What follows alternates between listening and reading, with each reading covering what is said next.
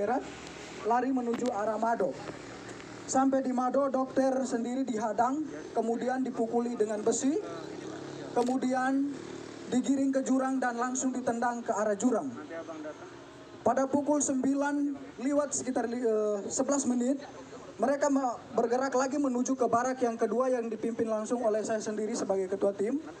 Di situ kami ada 6 orang. Saya sendiri sebagai ketua tim, Paman Selo, Paman Emmanuel Abi, Paman Patra, Suster Christine, Suster Anti dan juga Suster Ella yang sudah menjadi almarhum. Pada saat itu juga mereka melakukan hal yang sama, menghancurkan kaca-kaca jendela dan juga memukul pintu-pintu, berusaha untuk masuk ke dalam untuk menyerang kami. Mereka juga menyiram bensin di sekitar barak medis dan juga mulai membakarnya. Saat pembakaran terjadi, yang ada di dalam puskesmas hanya tersisa saya, Paman Patra dan juga ketiga suster itu. Paman Eman saat itu berada di dalam puskesmas karena sedang buang air besar. Pada saat itu sedang terjadi pembakaran, saya sendiri meminta untuk ketiga teman putri saya atau suster untuk kami segera keluar dari dalam barak itu. Tetapi karena mereka perempuan tidak bisa mengantisipasi situasi, sehingga mereka memilih lebih tenang di dalam barak itu. Makin lama asap makin tebal, rumah sudah mulai barak sudah mulai terbakar, sehingga saya memilih untuk mengurung ketiga teman suster tadi bersama saya langsung di dalam kamar WC karena agak lebih aman. Sekitar pukul 9 lewat 20 menit sudah tidak bisa ditahan lagi karena memang rumah sudah plafon-plafon yang terbakar sudah mulai pada runtuh, sehingga saya memilih untuk mengajak ketiga suster ini untuk keluar dari dalam barak medis. Pada saat kami berusaha untuk lari menghindari amukan KKB, kami memilih lari ke depan, mereka sudah menghadang kami pada posisi depan. Kemudian saya berusaha merangkul ketiga suster menuju ke jurang, tetapi sampai di belakang jurang yang ada di belakang barak medis juga mereka sudah berada di situ dengan diperlengkapi senjata dan juga busur dan anak panah. Akhirnya saya berusaha untuk mengamankan ketiga suster ke rumah warga yang terdekat jaraknya sekitar 5 meter dari barak medis itu. Sesampainya di situ mereka juga ada di situ berusaha untuk membakar rumah warga yang di sebelah. Akhirnya saya memilih untuk mengamankan ketiga suster di dalam gedung di dalam kamar mandi dari rumah masyarakat itu. Sekitar 30 menit kami berada di dalam kamar WC. Kejadian semakin brutal, mereka semakin membabi buta, memanah teman kami Paman Emmanuel Abi. Kemudian mereka mulai membakar rumah-rumah warga dan juga pasar, serta bank, rumah distrik yang ada di sekitaran barak medis itu. Kejadian semakin brutal, akhirnya saya mengambil keputusan untuk kami bisa mengamankan diri. Dalam hitungan detik saja, saya sebagai laki-laki mengamankan 3 orang perempuan pastinya tidak bisa karena mereka mengejar kami dengan senjata dan juga busur dan anak panah. Tidak ada jalan lagi, kami memilih lari ke depan, mereka sudah menghadang ke samping kiri kanan dan juga mereka sudah menghadang semua.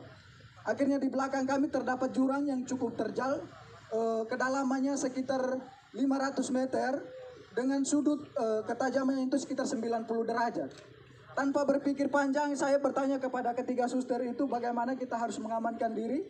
Mereka menjawabnya, kita lompat saja. Akhirnya tanpa berpikir panjang, saya menghitung 1 sampai 3 dan saya sendiri lompat pertama. Kemudian ketiga suster mengikuti saya untuk melompatnya. Sesampainya di bawah kami pikir bahwa kami sudah aman dari kejaran mereka, tetapi mereka tetap mengikut kami ke bawah. Sampai ke bawah saya sendiri tersangkut di akar pohon. Kemudian ketiga suster yang lainnya, yang satunya Suster Chris tersangkut di pohon juga. Suster Ella tersangkut di antara semak-semak. Kemudian Suster Anti, dia melompat jaraknya sekitar 150 meter ke kedalaman jurang ini gitu. Dan dia juga tersangkut di semak-semak. Mereka terus mengikut kami ke bawah, kemudian mendapati Suster Anti di bawah. Kemudian mereka naik, dapat lagi Suster Ella yang sekarang sudah ada di almarhum. Kemudian mereka dapat lagi Suster Chris. Saya sendiri mereka tidak dapat karena saya sembunyi di antara tebing dan juga akar-akar. Kemudian mereka mengumpulkan ketiga suster ini. Kemudian mereka semakin membabi buta. Mereka mulai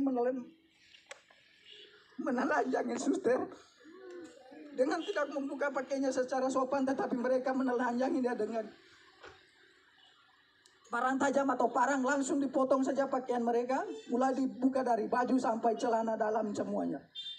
Mereka tiga ditelanjangi, kemudian mulai dianiaya secara tidak manusiawi. Paha mereka ditikam, muka mereka ditonjok, kemudian minta maaf tetapi kemaluan mereka ditikam juga dengan parah. Kejadian semakin brutal karena jumlah mereka semakin banyak. Akhirnya suster-suster ini tidak berdaya lagi. Mereka semakin lemah, akhirnya mereka pingsan. Dalam keadaan pingsan mereka dipikir bahwa mereka sudah meninggal, sehingga terpaksa mereka didorong lagi ke dalam jurang yang lebih dalam.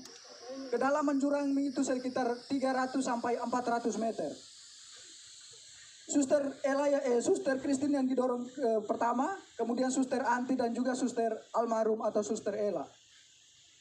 Sesampainya dibawa ke dalam jurang itu, Suster Anti langsung pingsan, dalam keadaan pingsan tidak sadarkan diri. Suster Chris masih sempat dari pingsannya bisa sadar. Suster Ella juga dari pingsannya bisa sadar kembali. Akan tetapi dalam keadaan itu mereka tetap ikut ke bawah. Kemudian Suster Anti dan Suster Chris masih bisa bertahan untuk memilih untuk menghindar dari mereka dengan menyembunyi di semak-semak. Suster Ella yang sudah tidak, walaupun dalam keadaan sadar tetapi sudah tidak berdaya, nyangkutnya di pohon sehingga mereka ikut ke bawah lalu membunuhnya secara babi buta dengan menikam di bagian perut-perutnya dan juga kemungkinan mulutnya dibelah. Sehingga Suster Almarhum dinyatakan meninggal pada saat itu. Kemudian teman-teman yang lain dari barak dokter, Paman Lukas dan juga Paman Siti, Suster Siti, mereka langsung bergegas menuju ke mengamankan diri di Koramil dengan pengamanan para TNI yang ada di tempat itu. Kemudian Paman Denny memilih untuk mengungsi, bertahan di rumah warga.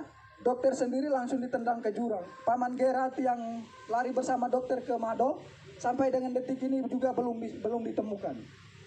Suster Ella yang menjadi almarhum sudah ditemukan 2 hari yang lalu, sekitar pukul 17:30 kami berhasil menemukan dia bersama Suster Chris. Suster Chris bertahan selama 3 hari berada di bawah jurang itu. Puji Tuhan dia masih hidup. Yang meninggal hanya Suster Ella. Dia sudah ditemukan dalam keadaan tidak bernyawa. Mukanya sudah penuh pada belatung karena dibelah semua. Luka-lukanya sudah pada belatung semua. Dan kemungkinan ini hari ke-5, ke-6-nya. Sehingga mungkin almarhum tinggal tulang atau daging, sisa-sisa dagingnya saja. Kemudian Paman Lukas dan juga Pak Suster Siti langsung diamankan oleh pihak tentara yang ada di Koramil menuju ke pos Pamtas 403 yang ada di ketinggian atau yang di puncak. Kemudian Paman Denny juga dari rumah warga bergegas menuju ke Koramil mengamankan diri di pos Pamtas bersama dengan pihak dari Koramil juga. Dokter sendiri bertahan selama berada di jurang dari pukul 9 lewat sampai sekitar pukul 9 malam. Baru dokter dari jurang menuju ke arah pos Pamtas 403. Saya, Paman Eman, dan juga Paman Patra bersama Suster Anti dan juga Suster Chris masih tetap berada di dalam jurang.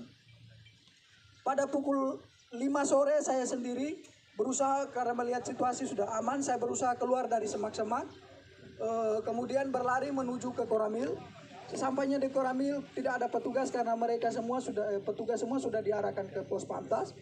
Sehingga saya memilih mengamankan diri di salah satu rumah warga yang ada di sekitaran Koramil itu. Paman Patra tetap memilih dan juga Paman Eman tetap memilih bertahan di jurang bersama dua suster, tetapi posisinya terpisah. Kemudian pada malam harinya Paman Eman yang terkena busur itu, dia memilih untuk naik pada sekitar pukul 10 malam. Kemudian dia berusaha tidur di bawah kolom rumah warga yang ada di sekitaran jurang itu. Paman Patra tetap bertahan.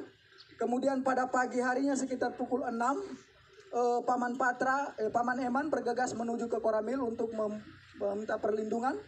Begitu juga Paman Patra. Sehingga pada sekitar pukul 7 kami 3 bertemu di Koramil dalam keadaan selamat. Suster Anti dan Suster Kris masih tetap bertahan di jurang. Suster Anti keluar dari jurang sekitar pukul 10 malam dengan kondisi saat itu hujan deras. Dalam keadaan telanjang, dia dari jurang menuju ke Polsek Kiwirok. Sesampainya di Polsek Kiwirok tidak ada petugas karena memang petugas semua sudah pada ngungsi sudah pada diamankan ke pos Pamtas itu. Mereka bertugasnya di situ. Kemudian Suster Anti memilih untuk bertahan di pos, tetapi karena takut dengan situasi, dia berusaha keluar dari pos lalu kembali bersembunyi di semak-semak. Sampai pada sekitar pukul 7 pagi, itu ada kegiatan pembersihan dari pos Pamtas 403, sehingga Suster Anti memilih untuk keluar dari semak-semak karena memang dia juga sudah pada tidak berdaya lagi. Menurut keterangan dari Suster Anti bahwa pada saat itu dia sudah pada siap untuk pasrah, untuk mati karena memang sudah tidak sama sekali tidak berdaya, tetapi dia berusaha merangkak pelan-pelan sampai ke pos polsek sehingga berteriak dan meminta pertolongan daripada pihak pos Pamtas. Istirahat dulu. Namanya siapa? Namanya?